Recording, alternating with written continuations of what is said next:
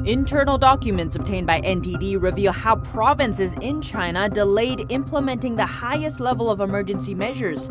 Find out what the reasons were. The situation is worsening in China's northernmost province. Residents say hospitals are clearing out patients and starting to only treat infected ones. A Chinese rights lawyer reuniting with his wife and son today for the first time since he went missing in August 2015. As CCP virus cases top 1 million in the U.S., some states are starting to open up, while others say not so fast. And as the number of global virus cases soar, many countries are taking note of how Taiwan responded to the outbreak. Till now, Taiwan boasts some of the lowest numbers in the world. Welcome to China in Focus. I'm Tiffany Meyer. For 15 straight days, Taiwan has reported 0 new local cases of the CCP virus. Even with 24 million citizens and millions of people flying between mainland China and Taiwan every year, Taiwan only has 429 confirmed cases and 6 deaths so far. Many now consider Taiwan a model in combating the pandemic. At the end of 2019, Taiwanese health officials started to screen all passengers flying from Wuhan weeks before other Western countries. They were alerted to the threat by these 3 screenshots from Dr. Li Wenliang, the whistleblower from Wuhan. At the end of December, he wrote on Chinese social media, "There are 7 confirmed cases from the Huanan seafood market. They are being treated in isolation at the emergency department of Hohu branch of our hospital." He also attached an inspection report and chest X-ray results. The second screenshot, the inspection report, reads SARS coronavirus. The third screenshot is the Wuhan CDC's reaction. Dr. Li wrote, "The Wuhan authorities have not decided whether or not to make this public. Another hospital in Wuhan has confirmed it is SARS coronavirus, but the genome sequencing company BGI did not dare to report it." He added his department reported the issue to the Wuhan City CDC. When people from the CDC did reluctantly come to check, doctors said it's not the flu, it's some unknown disease. A Taiwanese netizen saw the screenshot online the night of December 30th and shared it to a Taiwanese chat room. The original post was then deleted by Chinese authorities. A doctor in Taiwan saw this and reported it to the Taiwan CDC. In the early hours of December 31st, the deputy director of the CDC went online to check and became alarmed. On the same day, Taiwan started to screen passengers from Wuhan. It also told the WHO Wuhan was treating 7 cases in isolation, implying human-to-human transmission. This was 20 days before Chinese authorities admitted human-to-human transmission was possible. The netizen who retweeted the screenshots again wrote in April, "Thank you, Taiwan, for a government and administrative system that can professionally and correctly judge the news, instead of treating me like the Chinese authorities treated the 8 doctors before me who tried to warn the public." Dr. Li Wenliang was one of the 8 doctors. He later died after getting infected. This netizen also said he is aware of the CCP's threat after watching its suppression of Hong Kong. He doesn't want Taiwan to go down that path. Taiwan has been denied entry into the WHO because of pressure from the Chinese Communist regime. Australia is a WHO member and takes advice from it. But Australia didn't begin screening passengers from Wuhan until January 21st. Last week, Australia's chief medical officer revealed that Australia got information from the WHO on the first day of 2020. He didn't say if the information included the risk of human-to-human transmission, but he did say the advice from China made the Australian CDC complacent about the threat. We first heard notification through the WHO on New Year's Day, on the 1st of January, that there was a cluster of pneumonia of unknown etiology in Wuhan. In the second week of January, the advice coming out of China was that there had been no more cases for a week and that there was no evidence of human-to-human transmission. Internal documents obtained by NTD reveal many provinces in China, including Hubei, delayed putting a level 1 response to the outbreak into place. Local officials first needed permission from higher-up party officials. This document revealed that the district CDC was only allowed to release information about the outbreak to the media with the approval of provincial and city-level CDCs. Wuhan's mayor said on January 27th that Wuhan's response was not timely. He blamed needing to get authorization from party officials. According to a paper published in the New England Journal of Medicine, human-to-human transmission was detected as early as the middle of December last year. This chart maps out the first 425 confirmed cases of the CCP virus in Wuhan. The dark orange are cases linked to the Huanan seafood market. The first two instances occur in early December and have no links to the market. According to the paper, 47 people were infected before January 1st.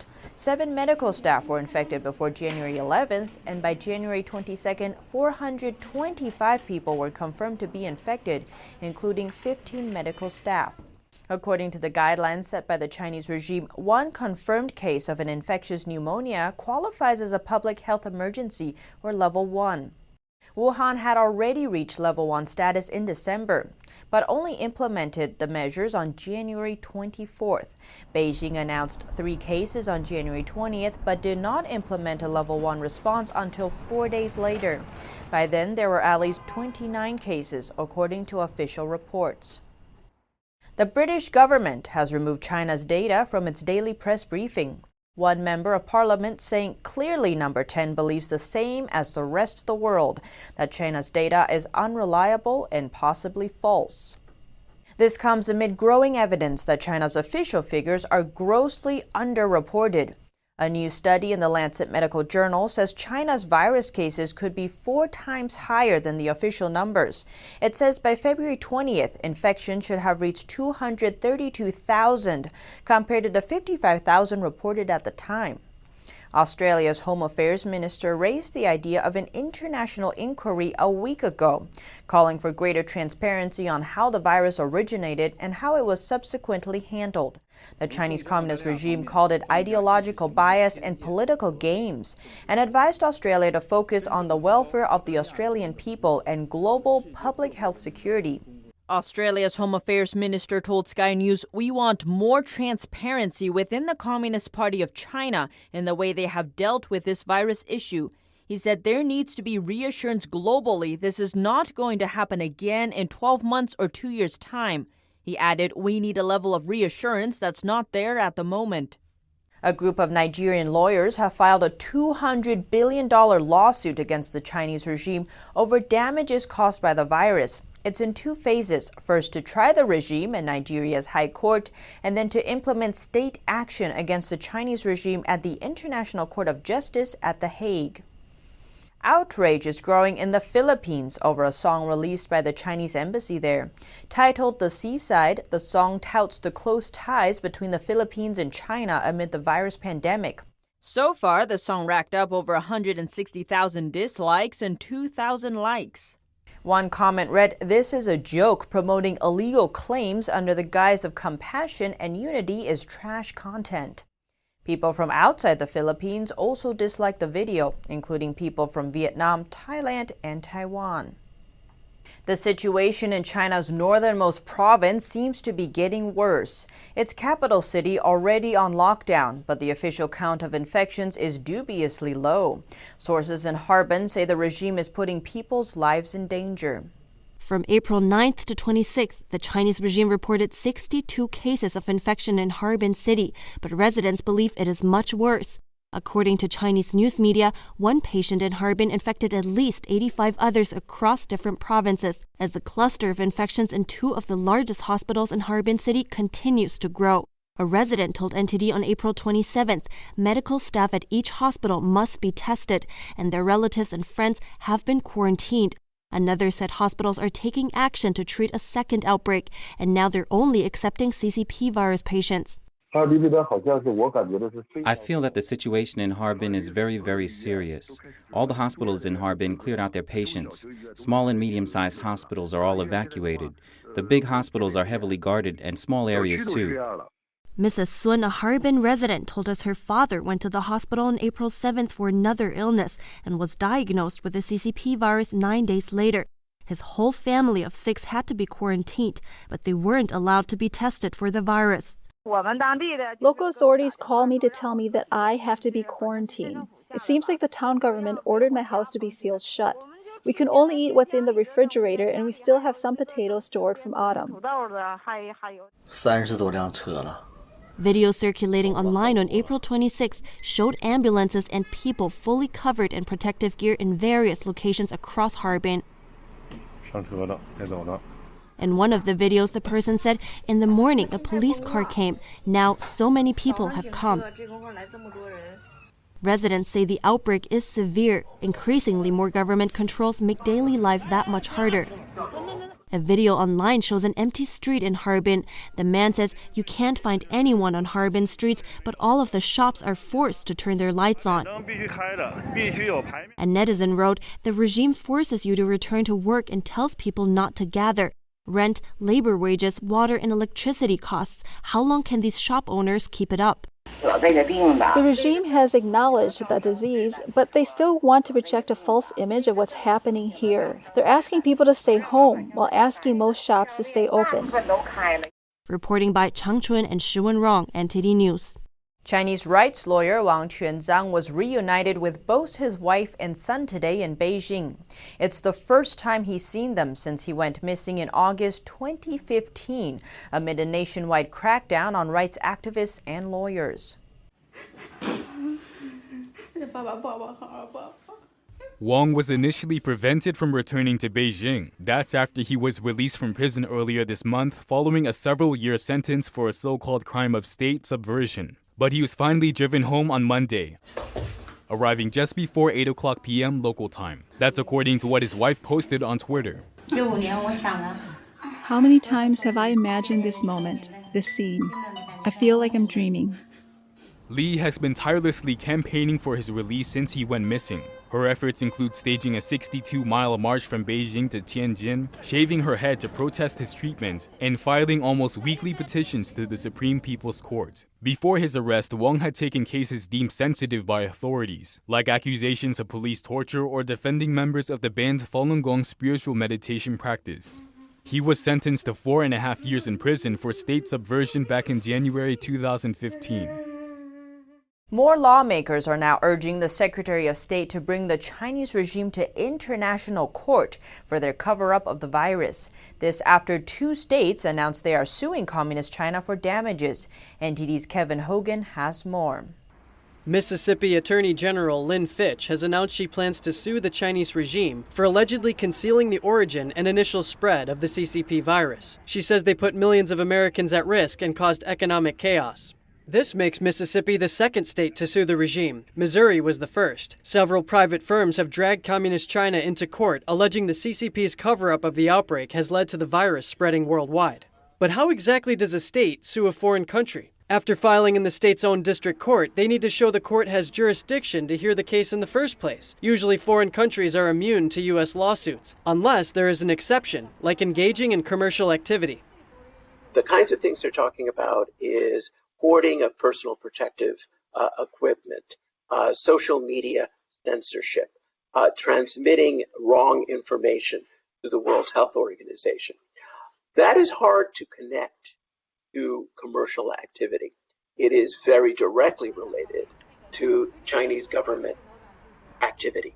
Without jurisdiction, the case is thrown out. But if the case goes forward and the American state wins, they can only seize assets that are located in the U.S. For example, Missouri included the Chinese Academy of Sciences in the lawsuit, so they could only seize the Academy's assets in the U.S., assuming they win the case. New York Congresswoman Elise Stefanik is joining a wave of lawmakers urging the State Department and U.S. Attorney General to bring a case against the Chinese regime. The lawsuit would condemn the Communist Party for allegedly failing to uphold international health regulations, or IHR, and it would be filed in the International Court of Justice.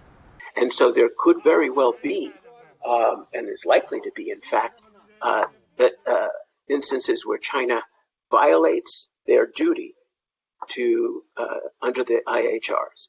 And international law, like all law, says that if a state violates international law, then you are owed, under state rules of state responsibility, reparation, including the potential for damages. If the regime refuses to submit to a fair trial in the International Court of Justice, states can push Beijing to do so by removing China from global organizations. They can also kick China out of the World Trade Organization. Kevin Hogan, NTD News, New York. Senators have raised concerns over the way China is making the world's poorest countries heavily indebted. The U.S. senators say China's lending is not consistent with global standards. 16 Republican senators have expressed concern about developing countries being weighed down by Chinese debt. Many countries, including Nepal, Gambia, Sierra Leone, and Mozambique, are heavily indebted to China. The communist regime offered these countries loans under its foreign policy project called the Belt and Road Initiative, or BRI. Beijing aims to build its geopolitical influence along trade routes linking China, Southeast Asia, Africa, and Europe. Senator Marco Rubio said Friday the 16 senators sent a joint letter to Treasury Secretary Steven Mnuchin and Secretary of State Mike Pompeo. They urged the State Department and the Treasury to consider the impact of the Chinese-financed BRI on the finances of many troubled economies, and raised further concerns that these Chinese debts could lead to countries needing additional support from the International Monetary Fund or World Bank. Earlier this month, the IMF announced it would provide immediate debt relief to its poorest members, including Nepal, Gambia, Sierra Leone, and Mozambique, countries signed on to the Chinese BRI. China rolled out the BRI, also known as One Belt, One Road, in 2013. CCP virus cases in the United States now top 1 million, with nearly 140,000 recoveries. More states are starting to open up. Tennessee and Texas are letting customers dine in restaurants as long as they keep their distance. But other states are saying not so fast. NTD's Melina Weisskopf has more. In a number of states, Americans started this week off a bit differently than the last. Now allowed to go inside restaurants. So basically we just use the 6-foot rule. We've got booths in this particular restaurant. We've got a booth on this end and a booth on this end that are open. The 2 booths in the middle are closed. Tennessee and Texas restaurants can offer dine-in service too, following social distancing. And today, Texas governor announcing the second phase of reopening, with other states just now starting phase 1, including Montana, Mississippi, and in Minnesota, around 20,000 businesses are set to reopen. But as more reopen, others extend stay at home, like in New Hampshire, Illinois, and Hawaii. And one Hawaiian mayor is trying his best to keep people in his city entertained. I get to still be a mayor and hold the line and be stern and conduct business. But I get to release all of that and be my true self, and it makes my heart smile that people accept me for who I am. And New York, another extending the stay-at-home order in some regions. I will extend them in many parts of the state, but in some parts of the state, some regions, you could make the case that we should unpause on May 15th. The state also canceling their presidential primaries, being the first in the nation to do so. New York continues to see less hospitalizations and new cases, and the devastating daily death toll still on the decline. New Jersey, the second hardest hit state, is seeing improvements too. The governor saying today that the hospital's discharges are exceeding new admissions. Melina Weisskopf, NTD News. Oklahoma's governor is calling on President Trump to declare the virus pandemic an act of God. He says it would help oil-producing states contend with the excess supply that caused futures prices to close below zero for the first time last week. In a letter to the president, Governor Kevin Stitt said overproduction of oil was a threat to the U.S. economy. Oklahoma's energy regulator says current production was economic waste. The governor says declaring a force majeure or act of God would allow oil companies to help operations without the risk of their land leases being canceled. U.S. production reached a record high of nearly 13 million barrels per day last year, but the pandemic has cut global consumption by 20 to 30%, or up to 30 million BPD. And in New York City, at least 40 miles of streets will be closed and given to pedestrians over the next month. The mayor said the closures are to keep New Yorkers safe as they prepare for a summer of social distancing. NTD's Miguel Moreno has more. Pedestrians are expected to see even less traffic in some neighborhoods over the next month. That's because the city's moving to shut down at least 40 miles of streets.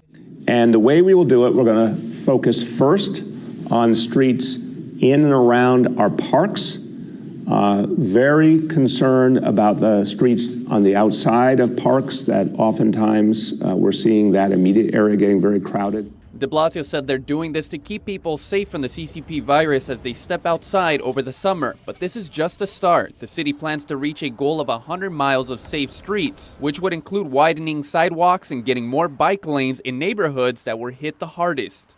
And as I said, there's going to be a real focus on the communities that have been hardest hit. Every community in New York City has some kind of place for recreation, so it makes sense to focus there. The city said these open streets will be in effect throughout New York's shutdown. Miguel Moreno, NTD News, New York. April 25th saw a new low for the month of 300 new reported cases. The number of new cases in the city has been falling for a few days. Some Americans gathered yesterday to attend church for the first time in weeks. But one pastor in Virginia is facing a fine for holding an in-person service on Palm Sunday. Texas residents were allowed to attend an in-person church service yesterday after the state's governor issued an executive order that considers religious places essential. But Americans in Virginia are facing an opposite situation. A pastor in a Virginia church was fined by police for holding a service with 16 people in early April. The pastor is now suing the state, saying the governor is clearly discriminating against the church. A community diner in Virginia has been serving up meals for 73 years. While it's closed to customers at the moment, it's open to those in need. Owner John Wood explains how the diner is now operating as a free pantry for food and supplies. This means the world to me. This is our community. This is our lives. My name is John Wood. I'm the owner of 29 Diner. Why wait or ride to us with us? It's been a very, very stressful, a very difficult time. Me as well. Go ahead and grab two. One of you can grab cold food. A few weeks ago, we just decided that as this crisis mounted, that we needed to do something more. We wanted to create a free food pantry for the community to be able to come in and get free food. Right now what we're doing is prepping a kid's bag. Cars pull up, they'll be right out to your car. We ask them how many family members they have. Well, give me a couple minutes to throw all that together. We then come in and shop for them. We were gonna do some household items. A family of 4 comes in here. They typically get between $60 and $100 worth of free groceries. It's a pay it forward program. Most of those folks that get a little something, give a little something. This jar was empty when we started today, right? And then our online platforms have grown tremendously. What's going on, everybody? Funding what we're doing here. This is a small thing that we can do to help him. We raise thousands of dollars on a very regular basis, and then we reinvest that in all the goods that are here in the restaurant. He's making something positive out of something that's scary or unknown to so many people. It's wonderful. This isn't a story about me or the restaurant. It's about our community. All right. Hey, thanks, John, for everything you do. If we take care of our community and we show them that we love them and we care for them as we get through these difficult times, we believe that it'll come back to us. Wood says the food and supplies are now for anyone who needs them, but he especially wants to help families, at-risk youth, and first responders. UK Prime Minister Boris Johnson is back. It's his first day at work since he was hospitalized with the CCP virus. Jane Wirrell reports from London. Standing outside Downing Street again, the Prime Minister back to work. I'm sorry I've been away from my desk for much longer than I would have liked. He thanked the public for their forbearance for sticking to the social distancing rules, but he warned against lifting the lockdown too early. And I want to get this economy moving as fast as I can, but I refuse to throw away all the effort and the sacrifice of the British people and to risk a second major outbreak and huge loss of life and the overwhelming of the NHS. He's had more than 3 weeks off sick with the virus, which he referred to in his speech as an invisible mugger. The UK started lockdown later than many of its European neighbours, and the measures have been in place for about a month. More than 20,000 people in the UK have lost their lives to the virus. I feel London is going through a very depressed time these days. I'm optimistic that better days are ahead in London, and I can't wait to see the people enjoying themselves. It's very tough, but we see the benefits of it, and we're just grateful it isn't too restrictive, unlike some other countries. The government is required by law to review the measures every 3 weeks. The next review is on May the 7th. Jane Worrell, NTD News, London. And a group of UK politicians recently set up a research group to debate policies towards China. It follows calls from senior conservatives in the UK to rethink Sino-British relations. And the German government is taking new precautions in order to keep the curve as flat as possible. Germany has made it mandatory to wear a face mask on regional trains and in shops in almost all parts of the country. The consequences for not wearing one range from a verbal warning to fines as high as €5,000. British Health Secretary Matt Hancock said that families of staff who die from the virus in the course of their essential frontline work will receive £60,000. This comes as part of the government's new life assurance plan. And Italy is finally planning to ease lockdown restrictions beginning May 4th. But now they're facing a new challenge, which is to avoid a second outbreak ahead of the reopening. In Spain, measures are already eased for some people. Finally, children under the age of 14 can play outside for 1 hour a day. 400,000 people in New Zealand are looking forward to getting back to work. The country is set to partly reopen on Tuesday. In France, the government still has to finalize how the reopening on May 11th will work. But the plan is to start with the opening of schools first. And today, the people of Switzerland enjoyed things they have been waiting for a long time. With the government easing restrictions, they were finally able to get haircuts and go to long-awaited dentist appointments. Singapore has deployed a robot named OR3 to help keep people at home.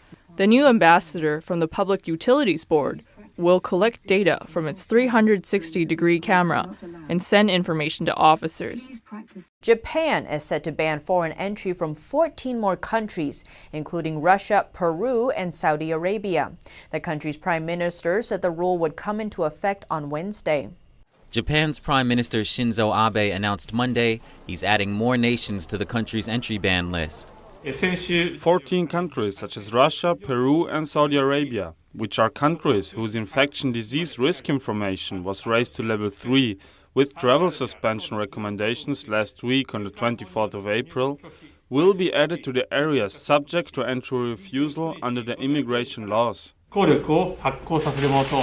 Foreign citizens who have been to those places will not be allowed to enter Japan within 14 days. The ban will go into effect Wednesday midnight. This will add to Japan's pre-existing travel ban for over 70 countries. Japan is in a state of emergency, and officials are gauging whether to extend the measure past May 6th. The country has over 13,000 CCP virus cases, along with over 700 more cases from a cruise ship that was quarantined near Tokyo. So far in Japan, 372 people have died from the virus.